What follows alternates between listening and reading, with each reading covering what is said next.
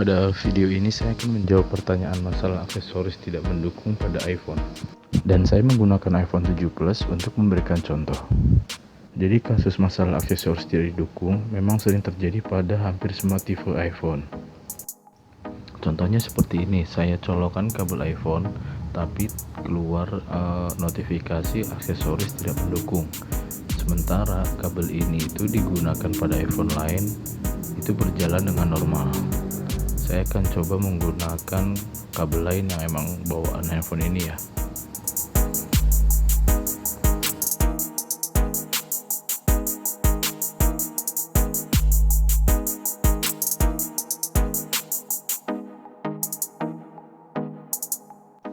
Dan iPhone dapat mengecas atau melakukan pengisian dengan baik saat saya menggunakan kabel ini.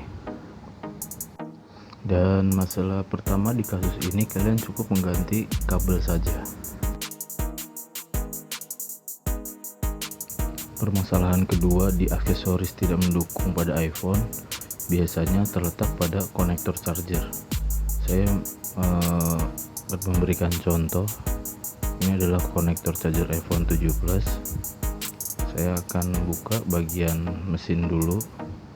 iPhone 7 Plus ini sebelumnya setelah saya buka ya, jadi ini hanya contoh saja agar memperjelas dan mempermudah.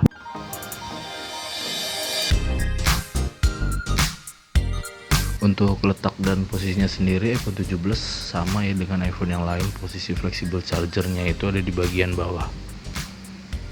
Saya akan ambilkan contoh kerusakan pada konektor charger. Jadi konektor charger iPhone 7 Plus ini setelah saya bongkar, untuk sebagai contoh ya, perhatikan bagian dalam itu terdapat kuningan, dan sebagian sebelah kirinya itu kuningannya telah hilang dan sebelah kanan ini masih utuh. Konektor charger ini masih bisa digunakan, tapi dia harus milih-milih kabel. Jadi kita akan bahas lebih dalam. Ini adalah contoh kabelnya.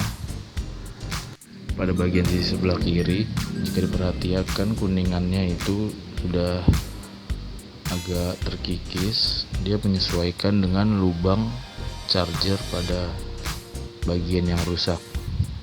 Jadi lubang ini bentuknya itu sama persis dengan kerusakan pada kabel USB ini ya. Jadi saat menggunakan kabel lain tidak bisa, tapi saat menggunakan kabel ini dia akan melakukan pengecasan dengan normal. Atau saat kalian mencoba dengan kabel lain, bahkan dengan kabel yang baru, maka ada notifikasi pada iPhone aksesoris tidak mendukung. Itu biasanya terjadi karena kerusakan pada fleksibel charger ya. Untuk itu kalian perhatikan bagian lubang charger dan ujung kabel charger tersebut. Jadi kesimpulannya, permasalahan kedua yaitu kerusakan pada fleksibel charger, karena dia hanya bisa digunakan oleh kabel ini saja. Menggunakan kabel lain tidak bisa digunakan. Kita akan bahas lagi permasalahan ketiga, yaitu ada di IC charger. Untuk permasalahan ketiga ini dibutuhkan membongkar bagian mesin, karena IC TriStar tersebut ada di bagian mesin bagian bawah.